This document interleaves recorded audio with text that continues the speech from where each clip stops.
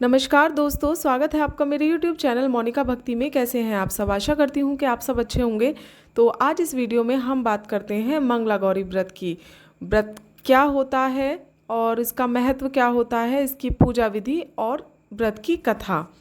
तो चलिए video start करते हैं। सावन का महीना भगवान शिव की पूजा के लिए महत्वपूर्ण माना जाता है। इस साल 4 जुलाई से सावन की शुरुआत हो रही है और 31 अगस्त को इसकी समाप्ति होगी। जिस तरह सावन में पड़ने वाले सोमवार का महत्व है, उसी तरह सावन में पड़ने वाले मंगलवार का भी विशेष महत्व होता है।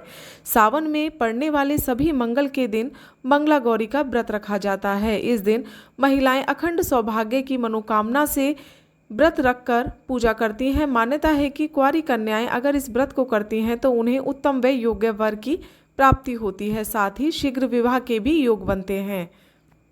इस बार सावन में 9 मंगला गौरी व्रत का दुर्लभ संयोग बन रहा है।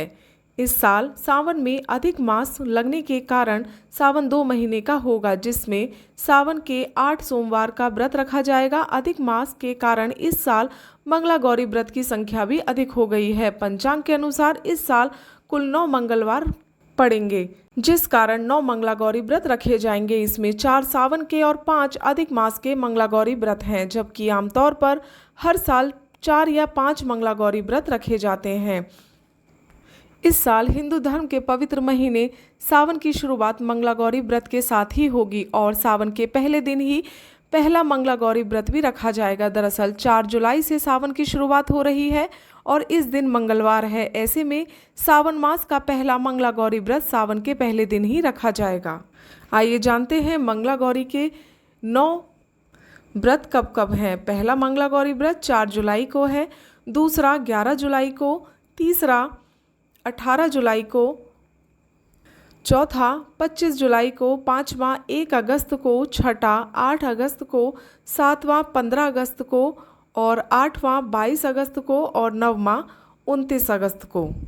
आइए अब जानते हैं मंगला गौरी व्रत की पूजा विधि। सावन में पड़ने वाले मंगलवार के दिन सुबह जल्दी उठकर स्नान आदि कर साफ कपड़े पहने, इसके बाद शिवलिंग पर जल चढ़ाएं और व्रत आरंभ करें। इस दिन शिव और पार्वती दोनों की पूजा करें। माता पार्वती को सिंदूर, कुमकुम, अक्षत, फूल आदि अर्पित करें और शिव जी को चंदन का तिलक लगाएं। भगवान शिव को सिंदूर या फिर कुमकुम का तिलक नहीं लगाया जाता। इसके बाद फल, फूल, धूप, नवेद आदि अर्पित करें। माता पार्वती को श्रृंगार या सुहाग के सामान भी चढ़ाएं और माता पार्वती को चढ़ाने वाली चीज़ों की संख्या 16 रखें, जैसे श्रृंगार की 16 चीज़ें हों। और फिर मंगला गौरी की व्रत की कथा पढ़ें और आरती कर पूजा का समापन करें। इसके बाद पति की दीर्घायु और सुखमय दाम्पत्य जीवन की कामना करें। आइए अब मंगला गौरी व्रत की कथा प्रारंभ करते हैं। इस व्रत की पौराणिक कथा के अनुसार एक समय की बात है, एक शहर में धर्मपाल नाम का एक व्यापारी रहता था। उसकी पत्नी काफ़ी खूबसूरत थी और उसके पास काफ़ी संपत्ति थी, लेकिन उनके कोई संतान नहीं होने के कारण वे काफ़ी दुखी रहता था। ईश्वर की कृपा से उस एक पुत्र की प्राप्ति हुई, लेकिन वह अल्पायु था।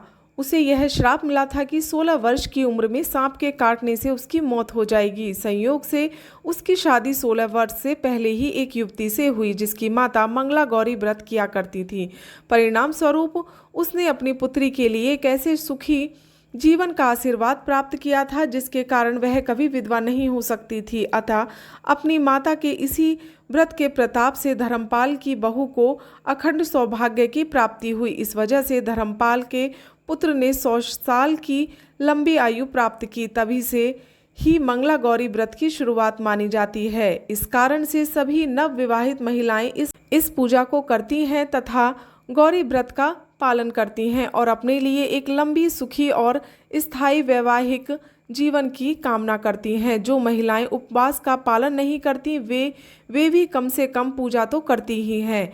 इस कथा को सुनने के बाद विवाहित महिला अपनी सास तथा नंद को 16 लड्डू देती हैं। इसके बाद वे यही प्रसाद ब्राह्मण को भी देती हैं। इस विधि को पूरा करने के बाद व्रती 16 बाती वाले दिए से देवी की आरती करती हैं। व्रत के दूसरे दिन बुधवार को देवी मंगला गौरी की प्रतिमा को नदी या पोखर में विसर्जित कर दी जाती है।